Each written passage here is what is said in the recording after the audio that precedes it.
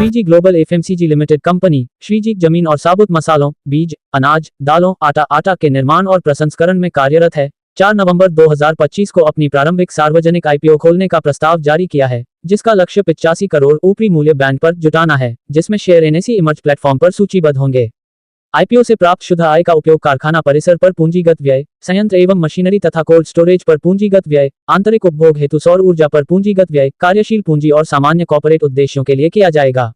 N का भाग 3 नवंबर 2025 को खुलेगा और इश्यू 7 नवंबर 2025 को बंद होगा।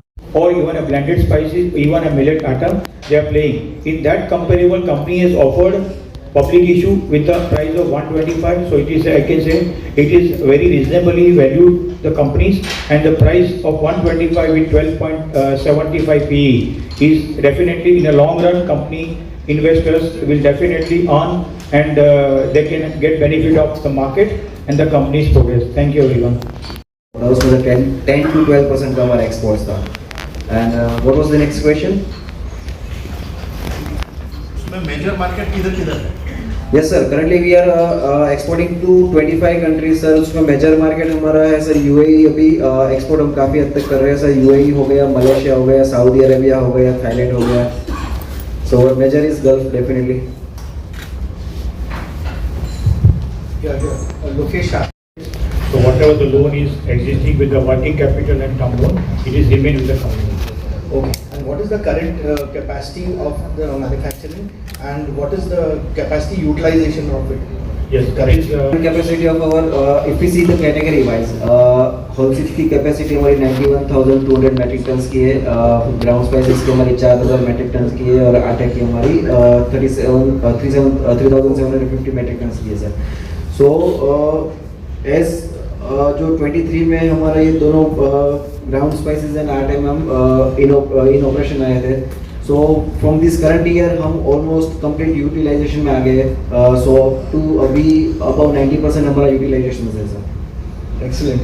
So when can we expect the factory to be set up and the production starting after the proceeds have gone? Sir, new established जो हम कर रहे हैं sir, we are expecting that by this financial year end हम incorporate कर पाए, so from the next financial year starting हम incorporation में in operation factory हम ला पाए, and by the FY27 हम completely usage में आ जाएंगे sir. Excellent. Could you also throw some light on quality control, packaging, and your preservation of the spices from pests and other? Yes sir. For the preservations, I would like to say that for raw material also and for the finished good also, one thing we will be using storage as a cold storage, so it will maintain the quality and also maintain the shelf life. Another, if we say about pest controls and all, so we do have contracts with the pest control agencies जो timely base पे वो pest controls वगैरह करते हैं, and another जो fumigation process होते हैं on the material वो time to time के basis पे रहते हैं, especially जब ये monsoon season वगैरह रहता है तो उस time ये सारी process ज़्यादा होती है। Oh yes sir. Yes sir. So you are in the market which are actually specialized in the ground spices or this blend spices or powder form. Sir तो मेजर कंपनीज जो है वो खाली यही पे कर रहे हैं। हमारी जो जर्नी स्टार्ट हुई थी वो होल सीड से सर शुरू हुई थी। सो इफ आई से सर तो बाकी सारी कंपनीज के लिए जो रॉ मटेरियल्स लगता है वो अभी हाल फिलहाल हमारा फाइनल मटेरियल है। सो जो हमारी जर्नी रही है होल सीड्स की, तो क्लीनिंग, ग्रेडिंग, सॉर्टिंग हम इन हाउस कर रहे हैं अभी सारी प्रोडक्ट्स की। सो that is the raw material of the ground spices, तो वो हमारा की बेनिफिट है। सेकेंड हमारा जो परचेसिंग पावर है वो हमारा की बेनिफिट है, डायरेक्ट फार्म प्रोड्यूस से परचेस करते हैं, हमको लोकेशन एडवांटेजेस मिलता है, तो वो सारी चीज़ें हैं सर जो वो बाकी सारी कंपनीज के। और दूसरा जो डाइवर्सिफाइड पोर्टफोलियो हमारा प्रोडक्ट पोर्टफोलियो है वो एक चीज़ सर हमारा की बेनिफिट है सर। हर एक कंपनी का एक ब्रांड होता है, एक चीज़ होती है तो कंपनी की ऑलवेज यूएसपी होती है। तो आपका ऐसा कौन सा प्रोडक्ट है जैसे यूएसपी जो इवन लोगों के लिए भी ऐसा B2B के लिए वो एक ज़रूरी है? सर तो ब्रांड क्वालिटी भी डिलीवर, एंड जो काफ़ी साल से हम जो एक्सपांड कर रहे हैं sir about the quality sir, जो हमारी परचेजिंग सबसे पहले तो सर फ्रॉम दी सोर्स हम जो परचेस कर रहे हैं ना सर, वहीं से हमारा क्वालिटी इम्प्रूवमेंट सर वहीं से रहता है हमारा, क्योंकि हम ना तो कोई थर्ड पार्टी एजेंट्स नहीं हायर करते for sourcing materials, raw materials. We have our own members, our own family members जो रॉ मटेरियल सारा सोर्स करते हैं. सो फ्रॉम द बेस हम जो क्वालिटी की इंग्रेडिएंट्स लाते हैं सर, तो उसी से सर हमारी ग्रोथ जर्नी काफ़ी हद तक रही है. If you see on even on the figures also sir, तो जो ग्रोथ हमारी हुई है वो उसी के लिए हुई है और ब्रांड के ट्रस्ट की वजह से सर. सो लोकल फार्मर से कुछ बेनिफिट्स होता है आपको? सर लोकल फार्मर सर अब डेफिनेटली हमारी जो इंडस्ट्रीज है, अभी जो हमारी फैसिलिटी है, तो नियर अबाउट 50 to 20 विलेजेस है जहाँ से हम डायरेक्ट फार्मर से भी सोर्स करते हैं सर.